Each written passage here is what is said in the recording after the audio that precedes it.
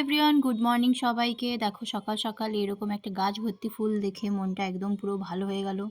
কি সুন্দর লাগছে দেখো। তো এখানে দেখো আমি ফুল টুল তুলে স্নান টান করে চলে এসেছি। এর এরপরে হচ্ছে যে খাওয়া দাওয়া করে নেব। তো আজকে আমি সকালে ব্রেকফাস্টে ডাল আর আলু সেদ্ধ দিয়ে ব্রেকফাস্ট সেরেছিলাম। তারপরে এসেছিলো আমাদের এখানে শাক টাক বিক্রি করতে একটা কাকু আসে।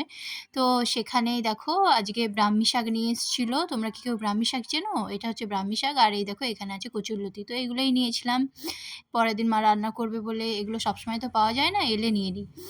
আর এই যে বুনু চলে এসেছে, দুপুর হয়ে গেছিলো তো ও খেতে চলে এসেছিলো। তো আজকে আমাদের লাঞ্চে ছিল ভাত, আলু পোস্ত, উচ্ছে আলু ভাজা, আর এখানে নিয়েছিলাম গাছের আম, আর ছিল ডাল, আর এইদিকে আলু পটলের তরকারি। তো এগুলোই রান্না হয়েছিল। আমি আর বুনু গল্প করতে করতে খেয়ে নিলাম।